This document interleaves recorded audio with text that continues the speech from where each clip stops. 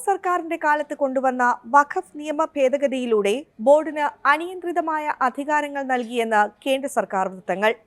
സർക്കാർ ഭൂമി, ക്ഷേത്രം വഖഫ് ഭൂമി, ഗുരുദ്വാര ഭൂമി വരെ പിടിച്ചെടുക്കാനുള്ള അധികാരങ്ങൾ വഖഫ് ബോർഡിന് നൽകപ്പെട്ടുവെന്നും സർക്കാരുമായി ബന്ധപ്പെട്ട വൃത്തങ്ങൾ സൂചിപ്പിച്ചു. വഖഫ് നിയമത്തിലെ ഭേദഗതികൾ ഉൾപ്പെടെയുള്ള നിരവധി സുപ്രധാന ബില്ലുകൾ തിങ്കളാഴ്ച പുനരാരംഭിക്കുന്ന പാർലമെന്റിലെ ബജറ്റ് സമ്മേളനത്തിൽ പരിഗണിക്കാനിരിക്കെയാണ് ഈ വെളിപ്പെടുത്തൽ. തിങ്കളാഴ്ച പാർലമെന്റിൽ അവതരിപ്പിക്കുന്ന ഭേദഗതി ബിൽ അനുസരിച്ച് വഖഫ് ബോർഡുകൾ തങ്ങളുടെ സ്വത്തുക്കൾ ജില്ലാ കളക്ടർമാരിൽ രജിസ്റ്റർ ചെയ്യുന്നത് നിർബന്ധമാക്കും. രാജ്യത്ത് മൊത്തം 30 വഖഫ് ബോർഡുകളാണ് ഉള്ളത്. ബോർഡുകളുടെ പ്രവർത്തനത്തിൽ കൂടുതൽ സുതാര്യതയും ഉത്തരവാദിത്വവും ഉറപ്പാക്കുന്നതിനാണ് ബില്ല് ലക്ഷ്യം വെക്കുന്നത്. കൂടാതെ ഈ ബോർഡുകളിലെ സ്ത്രീ പ്രാതിനിധ്യം ഉറപ്പാക്കുന്നതിനെ പറ്റിയും ബില്ല് ചർച്ച ചെയ്യുമെന്ന് വൃത്തങ്ങൾ അറിയിച്ചു. എന്താണ് വഖഫ് നിയമം?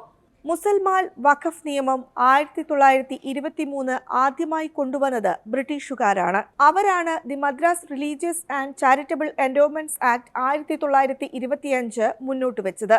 എന്നാൽ ഈ നിയമത്തിനെതിരെ മുസ്ലിങ്ങളും ക്രിസ്ത്യൻ സമൂഹവും പ്രതിഷേധവുമായി രംഗത്തെത്തിയിരുന്നു. ശേഷം ഈ നിയമത്തിൽ നിന്ന് മുസ്ലിം, ക്രിസ്ത്യൻ വിഭാഗത്തെ ഒഴിവാക്കി ഹിന്ദുക്കളെ മാത്രം ഉൾപ്പെടുത്തിക്കൊണ്ടാണ് ഒരു പുതിയ നിയമം ബ്രിട്ടീഷുകാർ ആവിഷ്കരിച്ചത്. അതാണ് 1927 Madras Hindu religious and endowment act. 1954 Indian parliament വഖഫ് നിയമം പാസാക്കിയത്. ഈ നിയമം റദ്ദാക്കിയ ശേഷം നിലവിൽ വന്നതാണ് 1995 വഖഫ് നിയമം. വഖഫ് ബോർഡുകളുടെ അധികാരം വിപുലപ്പെടുത്തിയ നിയമമായിരുന്നു ഇത്. 2013 വീണ്ടും ഈ നിയമം ഭേദഗതി ചെയ്തു. ഇതോടെ ആരുടെയും സ്വത്തുക്കൾ പിടിച്ചെടുക്കാനുള്ള അനിയന്ത്രിതമായ അധികാരം വഖഫ് ബോർഡിന് ലഭിച്ചു. അതായത് മുസ്ലിം ജീവകാരുണ്യത്തിന്റെ പേരിൽ സ്വത്തുക്കൾ കൈയടക്കാൻ വഖഫിന് അനിയന്ത്രിതമായ അധികാരം ഈ നിയമം ഉറപ്പുവരുത്തുന്നു. ഇന്ത്യയിലെ മറ്റൊരു മതസ്ഥാപനങ്ങൾക്കും ലഭിക്കാത്ത ആനുകൂല്യമാണ് ഇത്. ഈ പശ്ചാത്തലത്തിൽ വഖഫ് നിയമം ദുരുപയോഗം ചെയ്യപ്പെടാനുള്ള സാധ്യതയും ഏറെയാണ്. അത്തരം ചില സംഭവങ്ങളാണ് ഇവിടെ പരിശോധിക്കുന്നത്. അവിനാശി കേസ്. റവന്യൂ രേഖകൾ പ്രകാരം 1996 ദേവേന്ദ്രകുല വെള്ളാളർ സമുദായത്തിലെ 216 പേർക്ക് ചെയ്വൂരിലെ ദേവേന്ദർ നഗറിൽ സ്ഥിതി ചെയ്യുന്ന 6.3 ഏക്കർ സ്ഥലത്തിന്റെ പട്ടയം അനുവദിച്ചിരുന്നു. എന്നാൽ ഈ സ്ഥലത്തിന്റെ ഉടമസ്ഥാവകാശത്തെ ചൊല്ലി ഇപ്പോൾ നടക്കുന്ന വിവാദങ്ങൾ സ്ഥലത്തിന്റെ ഗുണഭോക്താക്കളെ ആശങ്കയിൽ ആഴ്ത്തിയിരിക്കുകയാണ്.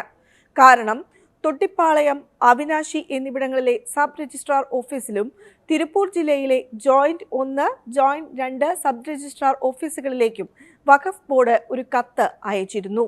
അവിനാശിയിലെയും തിരുപ്പൂരിലെയും പ്രസ്തുത സർവേ നമ്പറിൽ ഉൾപ്പെടുന്ന 93% സ്വത്തുക്കളും വഖഫ് ബോർഡിൻ്റെതാണെന്നാണ് കത്തിൽ അവകാശപ്പെടുന്നത്.